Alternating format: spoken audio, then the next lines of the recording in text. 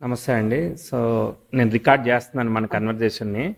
Astrology case study okay కోసం అండి. Upload చేస్తాం యూట్యూబ్‌లో. ఓకే గదా! ఆ! ఓకే అండి. ఓకే. చెప్పండి. బర్త్ డీటెయిల్ చెప్పండి. జనవరి 5థ్ 1986. Okay. Time? Time night 9:15. Okay. 9:15 place? Place Kakinada.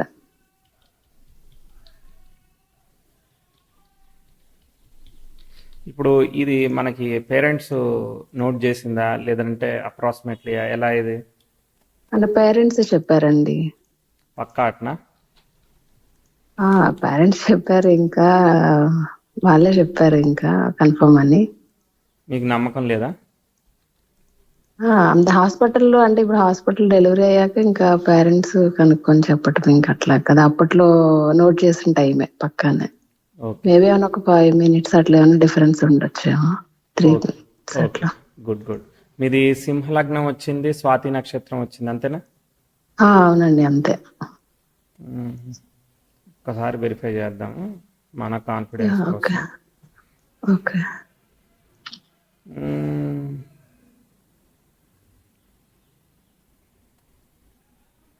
ఇది కొంచెం టైం డౌటే ఉంది కదా.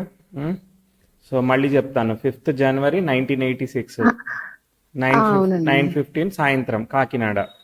అవునవును. అంతే. చూద్దాం, 10 నిమిషాలు తగ్గించి చూద్దాం. ఓకే. 10 నిమిషాలు తగ్గిస్తేనే సెట్ అవుతుంది. అంటే మనకి ఇన్ఫర్మేషన్ రావడానికి ఒక్కోసారి ఓ 10 నిమిషాలు అయితే పడుతూ ఉంటుంది కదా కామన్గా. ఆ! బేబీ అవునవునండి. బేబీ ఆ! అంతా అయిన తర్వాత ఒక్కోసారి చేస్తారు కాబట్టి. ఆ! ఓకే. ఓకే. చెప్పండి, మీరు ఏం చేస్తున్నారు, మీకేం కావాలి? నేను జాబ్ చేస్తున్నానండి. ఏం జాబ్ చేస్తున్నారు? అయితే ఇప్పుడు చేస్తున్నాను. అండ్ ఇప్పుడు ఒక లాస్ట్ ఇయర్ జులైలో ఎల్ఎల్‌బికి అప్లై చేశాను. అదే చదువుకుంటున్నాననమాట మామూలుగా డిస్టెన్స్‌లో అట్లాగా. అంతకుముందు అదే కాలేజ్‌కి ఏం జాబ్ వెళ్ళకుండా. చేస్తున్నారు? మాములుగా ఇదండి హ్మ్. కంపెనీస్‌లో ఇవి ఉంటాయి గదా! ఎఫ్‌టిఆర్ లాంటివి. నాకు అర్థం కాలేదండి, మళ్ళీ చెప్పరా? అంటే లాజిస్టిక్స్ వైపు అండి. ఆహా, లాజిస్టిక్స్లో ఏం చేయాలి మీరు? అంటే మామూలుగా ఈ కంపెనీకి సంబంధించి అన్ని రిపోర్ట్స్ ఉంటాయి గదండీ! తయారు చేసి అప్పటికప్పుడు రూల్స్ మారుతా ఉంటాయి. మొత్తం సెట్ చేసి గవర్నమెంట్‌కి పంపించడం అన్నమాట అట్లా. ఇది ప్రైవేట్ జాబ్ అంతేనా? ప్రైవేట్ జాబే. ఓకే. ఇది ఎప్పటి నుంచి చేస్తున్నారు? నేను 2007 నుంచండి. ఓకే, అదే జాబ్ కంటిన్యూస్గా అంతేనా? అదే జాబే. కంపెనీస్ అలా చేంజ్ అవుతున్నాను. ఓకే. ఓకే. ఆహ్, సో రూల్స్ అండ్ నాకు యాక్చువల్గా జాబ్ రూల్ అర్థం కాలేదు. లాజిస్టిక్స్ అంటే ఇప్పుడు మనం ఒక ఏదైనా ప్యాకేజెస్ కంపెనీకి వస్తూ ఉంటాయి, లేదంటే లాజిస్టిక్ కంపెనీకి ఉండే రూల్స్ అవి? లేదు. సాఫ్ట్‌వేర్ కంపెనీస్‌లోనే మ్మ్. మామూలుగా ఇవి ఎంప్లాయీస్ అందరి మీద ఇప్పుడు జరుగుతా ఉంటది గదండీ! అవి మనము అంటే గవర్నమెంట్‌కి పంపించేసి వాటి నుంచి మనము అంటే కొన్ని రూల్స్ ఉంటాయన్నమాట. మ్మ్. మ్మ్. వీటికి సంబంధించి మన ప్రావిడెంట్ ఎంప్లాయీస్ ఫండ్ అందరి మీద సంబంధించి వాళ్ళ ఫండ్ దానికి సంబంధించిన రూల్స్ ఆ! అవి? వాటి నుంచి మనం కొన్ని వెనక్కి రప్పించుకోవటం గాని ఓకే. ఓకే. ఓకే. అట్లాగనమాట. అర్థమైంది. అర్థమైంది. ఓకే. ఓకే. సో ఇప్పుడు హెచ్ఆర్ ఎలానో ఇది కూడా ఒక రోలు. సో ఎంప్లాయీ సంబంధించిన ఫండ్ కానీ వాళ్ళ వెల్ బీయింగ్ గురించి మనము రూల్స్ ఉంటుంటాయి. సో వాటిని మనం ఫండ్స్ రికవరీ చేయడం కానీ గవర్నమెంట్ నుంచి ఆ రూల్స్కి అవును. సంబంధించి కమ్యూనికేట్ చేయడం కానీ గవర్నమెంట్తో ఉంటుంటుంది అంతే కదా? అవునండి. అంతే. ఓకే. హోప్ఫుల్లీ నాకు కరెక్ట్ అర్థమైంది అనుకుంటున్నా. సరే చూద్దాం. ఆ, చూద్దాం చార్ట్ ఎలా వెళ్తా ఉందనేది. ఓకే. మీది సింహ లగ్నము. ఆ, యాహ్! లగ్నాధిపతి అయిన రవి పంచమంలో ఉన్నాడు, శుక్రుడితో పాటు కలిసి ఉన్నాడు. తర్వాత బుధుడు కూడా అక్కడే ఉన్నాడు. Very good. లగ్నాధిపతి పంచమంలో ఉన్నాడు, ఓకే. కానీ రవి 5లో ఉండడం అదొక బాలారిష్ట దోషం. సరే, స్టిల్ ఓకే. తర్వాత బుధుడు, తర్వాత రాహు ఒకే నక్షత్రంలో ఉన్నారు. రాహు కేతు పరివర్తనం చెందారు 3, 9 స్థానాల్లో. కానీ కేతుతో పాటు చంద్రుడు, కుజుడు వీళ్ళందరూ కూడా కలిశారు కదా. ఈ నక్షత్రంలోనే మళ్ళీ గురువు వచ్చేసేసి ఉండి డిబిలిటేట్ అయ్యాడు. తర్వాత శని పొజిషనల్ స్టేటస్లో ఉన్న కుజుడు ఫలితాన్ని ఇస్తాడు. కుజుడికేమో వక్రత్వ దోషం వచ్చింది, బుధుడికి దోషం వచ్చింది. తర్వాత శుక్రుడు గురువు ఫలితాన్ని ఇస్తాడు. గురువు బాగానే అంటే ఓకే. తర్వాత రవి వచ్చేసేసి ఓకే. దీనిలో ఏందనంటే గ్రహాలన్నీ కూడా వక్రత్వ దోషాన్ని చాలా వరకు తీసుకుంటానే. ఇలా తీసుకున్నప్పుడు ఏంటంటే మనకి ఎమోషన్ అనేది డ్రై అయిపోతుంది. ఇదిగో నాకు పెళ్ళయింది, లేదంటే పిల్లలు ఉన్నారు, లేదంటే ఉద్యోగం ఉంది, ఇట్లా ఏ విషయంలో అయినా కానీ సాటిస్ఫాక్షన్ ఫుల్ఫిల్మెంట్ తొందరగా రావాలంటే తొందరగా ఏది దక్కినట్టు ఫీలింగ్ తొందరగా కలుగుతూ ఉండదు అనమాట. కనిపించింది కదా. అవునండి. తర్వాత ఓకే. సో దశమాధిపతి అయితే శుక్రుడు బాగున్నాడు. సో దశమాధిపతి అది కూడా ఏంటంటే 6వ స్థానానికి గురువు డిబిలిటేట్ అయితే దానికి కనెక్ట్ అయ్యాడు అనమాట. అంటే భృగు షట్క, అది ఒక రకమైన దోషం. మీరు చాలా చాలా సెల్ఫ్ ఎఫర్ట్ చేయాల్సి వస్తూ ఉంటుంది, చేస్తారు కూడా బాగా పట్టుదల అదంతా ఎక్కువ. ఎందుకంటే శని లగ్నాన్ని ఆస్పెక్ట్ చేస్తున్నాడు, పొజిషనల్ స్టేటస్ లో ఉన్నాడు, చాలా స్ట్రాంగ్ గా ఉన్నాడు అనమాట. కాబట్టి ఏంటంటే మనం ఒక నిరంకుశంగా ఇక మనం hard working is the only the way అన్నట్టుగా మనం వెళ్ళిపోయే మనస్తత్వం ఇస్తూ ఉంటుంది. కనిపించింది కదా. అవునండి. చార్ట్ ఎలా వెళ్తుందో చూద్దాము. గ్రహాలన్నీ రవి దగ్గర ఉన్నాయి కాబట్టి అవి మళ్ళీ వక్రించవు కూడా. సో కాబట్టి చంద్రుడు తర్వాత భాగ్యాధిపతి, చతుర్థ భాగ్యాధిపతి డిస్టర్బ్ అయ్యాడు. చతుర్థంలో శని ఉండి పొజిషనల్ స్టేటస్ లో ఉండి బ్యాలెన్స్ చేస్తున్నాడు. లగ్నానికి యోగకారకుడైన గురువు పంచమాధిపతి డిబిలిటేట్ అవ్వడం, మళ్ళీ వక్రత్వ దోషాన్ని పొందడం. ఎనివే పంచమంలో గ్రహం రవి లీడ్ చేస్తున్నాడు. లగ్నాధిపతి పంచమంలో ఉండి పూర్వపుణ్య యోగాన్ని ఆపరేట్ చేస్తున్నాడు కాబట్టి పెళ్ళి అవుతుంది, పిల్లలు అవుతారు, అన్ని కూడా అవుతాయి. ఇదేంటంటే ఇది పూర్వపుణ్య యోగం ఉంది కాబట్టి మనం ఏదో రకంగా ఓవర్కమ్ చేసుకుంటా ముందుకు పోయేదానికి అవకాశం వస్తుంది. అంటే ఇక లాస్ట్ బ్రీత్ ఇక కష్టంగా ఉందంటే లాస్ట్ మినిట్ లో రిజల్ట్స్ ఇస్తూ ఉంటాయి అనమాట. ఓకే, చార్ట్ లో ఎలా వెళ్తుందో తీసుకుందాం. మీరు 2007లో ఉద్యోగం కెరియర్ స్టార్ట్ చేసినప్పుడు గురుదశ, గురులో రాహు చిత్రదశ జరుగుతూ ఉన్నది. రాహు వచ్చేసేసి పరివర్తన యోగం వల్ల, రాహుకేతుల పరివర్తన యోగం వల్ల శుక్రుడు ఫలితాన్ని ఇస్తాడు. శుక్రుడు పంచమంలో ఉన్నాడు, కాకపోతే అక్కడ రవి కూడా ఉన్నాడు కదా, రవి రాహుల దోషం యాక్టివేట్ అవుతుంది అనమాట. కానీ 10th house opposition, progressive 10th house opposition natal Uranus జరుగుతూ ఉంది. కాబట్టి ఏంటంటే అక్కడ నేను మీకు ఛాలెంజింగ్ గా ఉంది కెరియర్ స్టార్టింగ్. ఏదైతే 2007, 2008 ఇవన్నీ కొంచెం ఇబ్బంది చెప్తాను మీకు, బ్రేక్ ఈవెన్ చెప్తాను. 2010కి ప్రోగ్రెసివ్ 10th హౌస్ మంచి ట్రైన్ ఆస్పెక్ట్ ఫామ్ చేసింది. 2011 తీసుకోండి. ఇక్కడ మీకు శనిలో శని జరుగుతోంది. శనిలో బుధుడి దగ్గర, బుధుడికి వక్రత్వ దోషం ఉంది కాబట్టి ఈ 11, 12 మధ్యలో కెరియర్ లో మీకు ఇంప్రూవ్మెంట్, ప్రోగ్రెస్ ఇవన్నీ కూడా ఇచ్చినాయా? అవునండి. అంటే అక్కడ దాకా జాబ్ చేసిన వచ్చాయి. అంటే చెప్పండి. అప్పుడు 2007-8 లో కూడా కొంచెం గవర్నమెంట్ లో పర్మనెంట్ అవ్వాల్సింది మిస్ అయిపోయింది అనమాట. అంతే కదా, మనకు అనుకున్నట్టు అవ్వలేదు కదా. అవునండి. ఆ ఉన్న దానిలో బెటర్ ఏంటంటే 2010 తర్వాత 11 దగ్గర మనకి కొంచెం ఇంప్రూవ్మెంట్, ప్రోగ్రెస్ స్టెప్ అందుకున్నాయి. అర్థమైందా? అవునవును. ఇక్కడ ఏంటంటే మీకు ప్రొఫెషనల్ గా గుడ్ రిజల్ట్స్ ఇస్తా ఉంటే ఎమోషనల్ గా, పర్సనల్ గా as expected satisfaction results expect చేసినట్టుగా పోతూ ఉండదు అనమాట. అబ్స్ట్రకల్స్ వస్తూ ఉన్నాయి. అర్థమైందా? మీకు మళ్ళీ చెప్తాను. 12, 13 అంటే ఫస్ట్ మనం అనుకున్న ఫ్లో సరిగా వెళ్ళాలి. 12, 13 ఇవన్నీ వెళ్ళాయి. మీకు మళ్ళీ ఛాలెంజింగ్ ఆస్పెక్ట్ ఒకటి వస్తూ ఉంది. 15 ఓకే. ఇక్కడ చూడండి, 16 దగ్గర నుంచి కెరియర్ అనుకున్నంత స్పీడ్గా వెళ్ళట్లేదు. శనిలో శుక్రుడు జరుగుతున్నాడు, శుక్రుడు గురువు ఫలితాన్ని ఇస్తున్నాడు, గురువు డిబిలిటేట్ అయ్యాడు కదా. సో కాబట్టి ఏంటంటే 16, 17, 18 అంటే శని దశ యోగిస్తూ ఉంది. శని పొజిషనల్ స్టాటస్ ఉన్నా, వక్రత్వం ఉన్నా కూడా యోగిస్తుంది అనమాట. పర్సనల్లీ కొంచెం అండర్స్టాండింగ్ ఇష్యూస్ ఉంటాయి కానీ బట్ నడుస్తూ ఉంటుంది. కానీ ఇక్కడ 16 నుంచి 18 మీకు ప్రొఫెషనల్ గా అంటే మీ వర్క్ పరంగా ఛాలెంజెస్, అనుకున్నట్టు వెళ్ళడంలో సాటిస్ఫాక్షన్, ఇట్లాంటి ఇష్యూస్ అన్ని కనిపించాయా? అవునండి, అవును. కొంచెం జాబ్ టెన్షన్ గా కూడా అట్లాగా ఉండేది. అంటే జాబ్ పోయి మళ్ళీ రావడం అట్లాంటివి అయినాయా? పోలేదు, కానీ అంటే కొంచెం టెన్షన్ గా ఉండేది అనమాట. ఇట్లాగా తీసేస్తున్నారు అని చెప్పేసి కాస్ట్ కటింగ్ లో భాగంగాని కొంచెం టెన్షన్స్ గా ఉండేది. 1 year నడిచింది ఏంది అది? లేదు, అంటే కంటిన్యూషన్ అయింది కానీ అప్పుడప్పుడు కొంచెం అదొకటే కాదు, మీ హెల్త్ కూడా ఇక్కడ ఈ స్ట్రెస్ కి డిస్టర్బ్ అయి ఉండాలి. హెల్త్ అనే చిన్న చిన్న కాంప్లికేషన్స్ వస్తూ ఉన్నాయి. ఒక 2 years బ్యాక్ అట్లాగా కొంచెం సీరియస్ గా అయిందన్నమాట. మనకి ఏంటంటే హెల్త్ అనేది ఇమీడియట్ గా ఈ రోజు అయిపోయింది అనుకో, రేపు పొద్దున కనిపించేది అనమాట. దానికి మళ్ళీ బయటికి పడడానికి ఒక 2-3 ఏళ్ళు పడుతుంది కదా. అర్థమైందా? ఇక్కడ మనకి స్ట్రెస్, యాంగ్జైటీ ఇవన్నీ కూడా క్రియేట్ అయినాయి కదా. మార్స్ 10th హౌస్ అపోజిషన్ ఇచ్చాడు కదా. అర్థమైందా? సో కాబట్టి డిఫికల్టీ ఆస్పెక్ట్ అనమాట. ఈ డిఫికల్టీ ఆస్పెక్ట్ శుక్రుడు మనకి 6వ స్థానాన్ని సిగ్నిఫై చేశాడు. కెరియర్ టెన్షన్ ఇచ్చాడు, అలానే ఒక రకంగా హెల్త్ కూడా ట్విస్ట్ రిజల్ట్స్ ఇచ్చాడు. కానీ ఇప్పుడు బయట పడలేదు, అర్థమైందా? మళ్ళీ బయటకు వచ్చినప్పుడు పని చేస్తుంది. Okay, okay.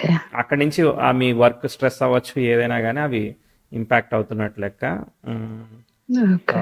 తర్వాత దాని తర్వాత ఏముంది, మామూలుగా వెళుతూ ఉంది చార్టు, ఏమీ స్పెషల్గా తీసుకోలేదు.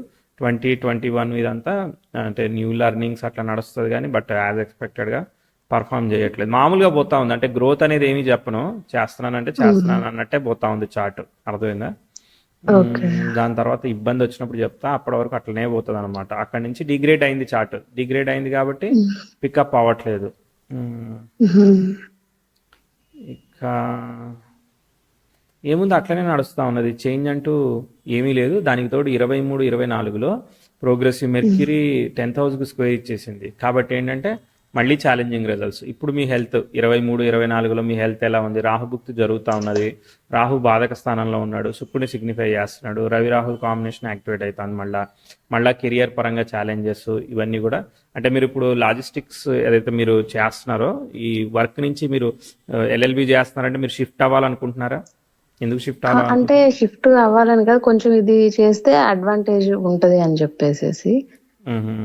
ఓకే, అంటే మీ కంపెనీ పరంగా మీకు లీగల్ గా ఇంకొక అడిషనల్ స్కిల్ సెట్ ఉండడం అనేది, ఇప్పుడు కంపెనీ సెక్రటరీ అట్లా చేస్తా ఉంటారు కదా, అట్లా అంతేనా? కొంచెం ఇది యాడ్ ఆన్ అవుతుంది అని చెప్పేసి చేయటం, అది కంటిన్యూ చేయటమే. ఇది 23లో 24లో అండి, 24లో అనుకున్నాము కానీ అప్పుడు కుదరలేదు. కానీ 23 జనవరి 24 జనవరి ఇదంతా కూడా అనుకున్నంత రిజల్ట్ పోవట్లేదు. 24 జనవరి 25 జనవరి కూడా అనుకున్నంత డెసిషన్ మేకింగ్ కానీ వర్క్ కానీ ఫ్యామిలీ కానీ యాజ్ ఎక్స్పెక్టెడ్గా మూవ్ అవ్వట్లేదు ఈ చార్ట్, అర్థమైందా? అంటే స్టాగ్నెంట్గా ఉందన్నమాట. మీరు సెల్ఫ్ ఎఫర్ట్ని నమ్ముకొని పోవాల్సి వస్తూ ఉంటుంది. ఎందుకంటే ప్రోగ్రెసివ్ 10th హౌస్ నెటల్ మూన్కి ట్రైన్ అవుతుంది. ఆ మూన్ ఏమో కేతుతో కలిసినాడు కాబట్టి రెట్రో ఎఫెక్ట్ పడింది. ఓకే, సో చాలా సెల్ఫ్ ఎఫర్ట్ చేయాల్సి వస్తూ ఉన్నది. రిలేషన్షిప్ విత్ పార్ట్నర్ ఎలా ఉంది మీ వారితో? పర్వాలేదా? బానే ఉందండి. అప్పుడు నేను చెప్పిన టైంలో ఏమైనా ఇబ్బందులు ఏమైనా ఏర్పడ్డాయా? ఎప్పుడు ఏం ప్రాబ్లం అలా ఏం లేదండి. ఓకే, అంత బానే ఏం లేదు. ఓకే, ఎంతమంది పిల్లలు? ఇప్పుడు ఏం లేదు. పిల్లలు ఒక బాబు. Okay okay. బాబుకు కూడా కొంచెం హెల్త్ సమస్యలు ఫస్ట్ లో వచ్చాయన్నమాట. ఒక బాబు 3-4 ఇయర్స్ ఉన్నప్పుడు 2016 ఆ టైంలో 15 నుంచి అట్లాగా కొంచెం పెద్ద ప్రాబ్లమ్స్ వచ్చాయి. ఏం ప్రాబ్లమ్స్ వచ్చాయి? ఇప్పుడు అంటే బ్రెయిన్ సర్జరీ అయ్యాయండి, బ్లడ్ వెజల్స్ అక్కడ బ్లాక్స్ అయ్యి సీరియస్ గానే అయింది. చాలా సీరియస్ గా అయింది. 3 ఆపరేషన్ల దాకా జరిగాయి. అది వచ్చేసి 2015, 16, 17 అలా 2-3 ఇయర్స్ లో 3 times అలా అక్కడ జరిగాయి. మనం నెగిటివ్ రిజల్ట్ చెప్పాను మీకు, జాబ్ టెన్షన్ అని చెప్పారు, అదొక్కటే కాదు ఇది కూడా ఇచ్చింది, అర్థమైందా? 2016-17లో ప్రోగ్రెసివ్ మార్స్ అనేవాడు 10th హౌస్ అపోజిషన్ ఇచ్చాడు మీకు. పంచమాధిపతి పుత్రకారకుడైన గురువు కేతు నక్షత్రంలో ఉంటే కేతు డిస్టర్బ్ అయ్యాడు, అర్థమైందా? సో సారీ, కుజ నక్షత్రంలో ఉంటే కుజుడు కేతుతో కలిసి డిస్టర్బ్ అయ్యాడు. సో కాబట్టి అవన్నీ కూడా ట్విస్ట్ రిజల్ట్స్ ఇచ్చాయి అనమాట. ఓకే, సో ఇప్పుడు ఎలా ఉంది బాబుకి? ఇప్పుడంతా ఓకే అండి. కొంచెం వాడి ఎడ్యుకేషన్ లోనే కొంచెం బాగా వెనకబడి ఉన్నాడు. ఎందుకు బ్రెయిన్ సర్జరీ ఎందుకైంది? ఏందండి? బ్రెయిన్ సర్జరీ ఎందుకైంది? అంటే తనకి బై బర్త్ లో బ్లడ్ వెజల్స్ అవి కొంచెం నేరోగా వచ్చాయి అన్నమాట, బ్లడ్ సప్లై సరిగ్గా లేక. ఇప్పుడంతా ఓకే అండి. అయితే ఒక మాక్సిమం ఒక 20 years వరకు మెడిసిన్ వాడమని చెప్పారు. ఫ్యూచర్ ఓకేనా అండి బాబుకి? అది మన చార్ట్ నుంచి మనము ఇప్పుడు ఆ అబ్బాయిని మనం చూసుకోవాల్సి వచ్చింది, అదంతా బాధ తీసుకోవాల్సి వచ్చింది కదా, ఆ సఫరింగ్ మన చార్ట్ లో చూపిస్తుంది. ఆయనది ఎలా ఉంది అనేది ఆయన చార్ట్ లో కనిపిస్తుంది, అర్థమైందా? వాళ్ళ చార్ట్ లో మనం చూసుకోవాలి. బట్ మెడికల్ గా వాళ్ళు చెప్తారు కదా. సో ఎనీవే 6th లో ఉన్న గ్రహం ఏదైతే ఉన్నాడో గురువు, ఆ గురువుకి వక్రత దోషం వచ్చింది, శనికి కూడా వక్రత దోషం వచ్చింది. కాబట్టి ఏంటిదనంటే ఇమ్యూనిటీ సిస్టమ్ అనేది కొంచెం వీక్ గా ఉంటుంది. ఏది రాదు, వచ్చిందంటే త్వరగా క్యూర్ అవ్వదు అనమాట. అది ప్రాబ్లం ఈ చార్ట్ లో, అర్థమైందా? వక్రత దోషం. సో హెల్త్ ఫిట్నెస్ ఖచ్చితంగా మెయింటైన్ చేయాలి. మీ జాబ్ రేపైనా చేసుకోవచ్చు, ఫస్ట్ హెల్త్ ఈజ్ వెల్త్ కదా. సో కాబట్టి ఫిట్నెస్ కి 50% టైం ఇవ్వాలి, లేదనంటే మాత్రం 100% టైం అది తీసుకుంటుంది, మరి మీ ఇష్టం. ఓకే, ఇది జాబ్ పరంగా ఓకే కదండి, ఇంకా జాబ్ పరంగా బానే మీరు ఉంటుందంటారా? అగ్రెసివ్ స్టెప్స్ ఏమి చేయొద్దు. ఏదైతే ఉందో అది అట్లా నడుస్తూ ఉండాలి. మీకు సాటిస్ఫాక్షన్ ఉంది, సాటిస్ఫాక్షన్ లేదనేది సంబంధం లేదనమాట. మీకు ఓకే. ప్రోగ్రెసివ్ అసెండెంట్ సాటర్న్తో సెక్స్టైల్ ఇస్తుంది కానీ but many of other aspects అంటే మీ వర్క్లో ఉండే స్టాగ్నెన్సీ కావచ్చు, ఇండస్ట్రీ గ్రోత్ కావచ్చు అనుకున్నంత పోవట్లేదేమో నాకు తెలియదు కానీ యాజ్ ఎక్స్పెక్టెడ్గా అయితే పర్ఫామ్ చేయట్లేదు చార్ట్. అర్థమైందా? శని దశ ఫస్ట్ హాఫ్ యోగించింది కానీ సెకండ్ హాఫ్లో స్లో డౌన్ అయింది. దాని తర్వాత నుంచి ఎందుకంటే శని షష్టాధిపతి, సో సప్తమాధిపత్యం ఇచ్చాడు. ఫస్ట్ హాఫ్ పెళ్లి పిల్లలు అన్ని ఇచ్చాడు. తర్వాత షష్టాధిపత్యం health problems of the family ఇవన్నీ కూడా సెకండ్ పార్ట్ లో తీసుకున్నాడు అనమాట. Okay, okay. ఇది యాజ్ ఇంకా ఎక్స్పెక్టెడ్. తర్వాత మెర్క్యూరీ దశ వస్తుంది కదండి, అది ఎలా ఉండబోతుంది? మెర్క్యూరీ వక్రించాడు కాబట్టి డబ్బులు ఇవ్వాలి, కానీ ప్రోగ్రెసివ్ ఆస్పెక్ట్స్ దాటాలి కదా, బ్యాడ్ ఆస్పెక్ట్స్ దాటాలి. మెర్క్యూరీ దాటాలి. మెర్క్యూరీ పాపగ్రహంతో అసోసియేటెడ్ కాబట్టి పాపిగా పనిచేస్తాడు. Okay, 10th house opposition Venus, 10th house opposition sun, ఇవన్నీ దాటిన తర్వాత ఎక్కడ వస్తుంది ఆస్పెక్ట్ చూస్తున్నాను. అది కూడా నేను ప్రోగ్రెసివ్ మార్స్,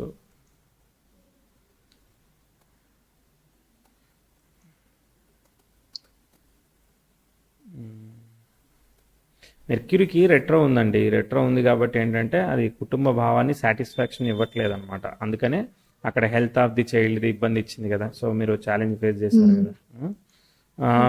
మెర్క్యూరీ దశ ఓకే. మెర్క్యూరీ స్టార్ని ఎవరు ఆక్యుపై చేయలేదు. Mercury is giving the result of Ketu అంటే ఎక్కడ ఉన్నాడు? 9th హౌస్లో ఉన్నాడు. అంటే రాహుకేతుల పరివర్తన కదా, 9th లో తీసుకోండి. సో మార్స్ రిజల్ట్ ఇస్తాడు అప్పుడు. అంటే చిన్న చిన్న ఆస్పెక్ట్స్ వస్తూ ఉన్నాయి but majority of aspects as ఎక్స్పెక్టెడ్గా ట్రీట్ అవ్వట్లేదు అనమాట. ఓకేనా? సో మీరు సెల్ఫ్ ఎఫర్ట్ మూడ్ని నమ్ముకొని పోవాలి. ఇక జాతకం అది పక్క పెట్టేసేయండి, ఇక దాని గురించి ఆలోచించకండి.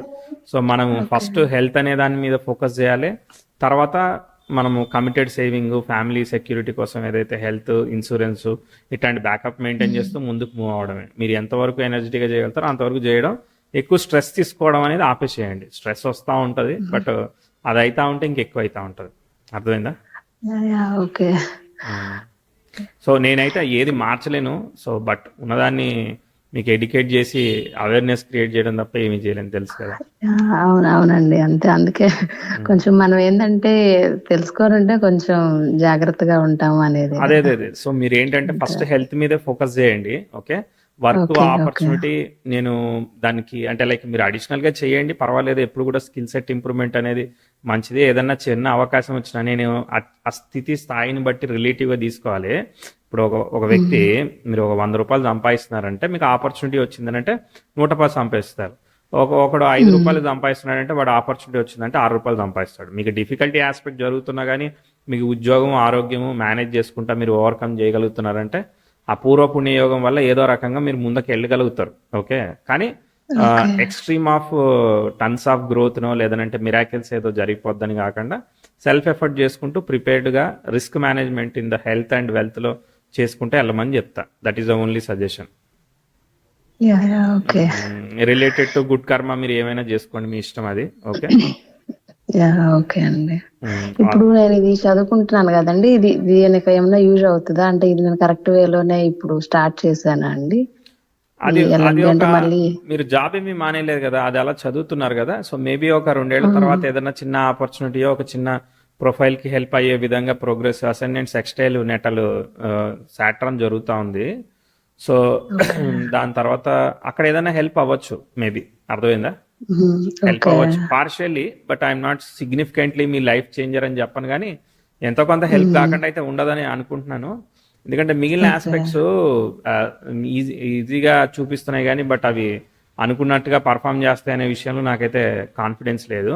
ఇక్కడ ఏంటంటే మనకి మేబీ మీ ఇండస్ట్రీ గ్రోత్ అట్లా ఉందేమో. ఒక లెవెల్కి వెళ్ళిన తర్వాత వాళ్ళని అట్లనే మెయింటైన్ చేయడమా లేదంటే ఇంకోళ్ళని హైర్ చేయడమా ఇట్లాంటి ఏం చేస్తున్నారో మీరే చెప్పాలి, అది మీ ఇండస్ట్రీ బట్టి. ఎలా ఉంటుంది మీ దానిలో?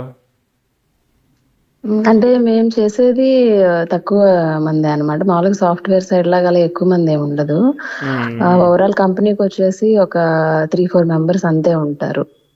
అప్పుడు ఇంకో కంపెనీకి షిఫ్ట్ అవ్వాలన్నా ఈ ప్రొఫైల్ లిమిటెడ్ రిసోర్స్ చాలా అది కూడా చాలా కష్టం. చాలా ఇబ్బంది కదా.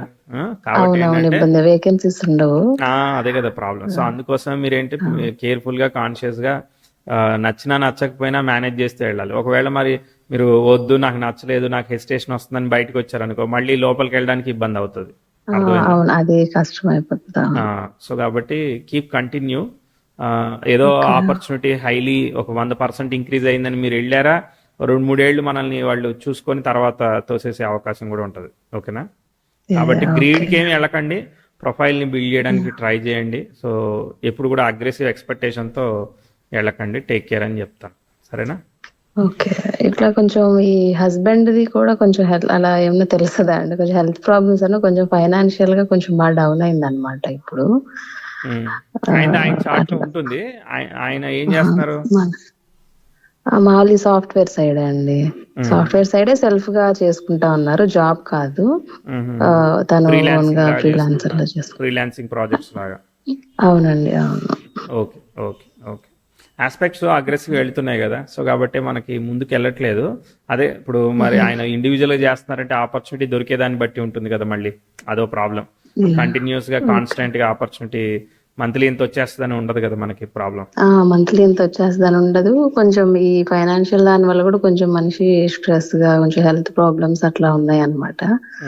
మెయిన్ ఇదే ఫైనాన్షియల్ గా గ్రోత్ సరిగ్గా లేక వచ్చే హెల్త్ ప్రాబ్లమ్స్, దాని గురించి ఆలోచించి అట్లాగా. సో అందుకే సో అగ్రెసివ్ ఆస్పెక్ట్స్ పోతున్నప్పుడు ఏంటంటే సెల్ఫ్ ఎఫర్ట్ చేయమని చెప్తాను, preventive of health of the family అని చెప్తాను.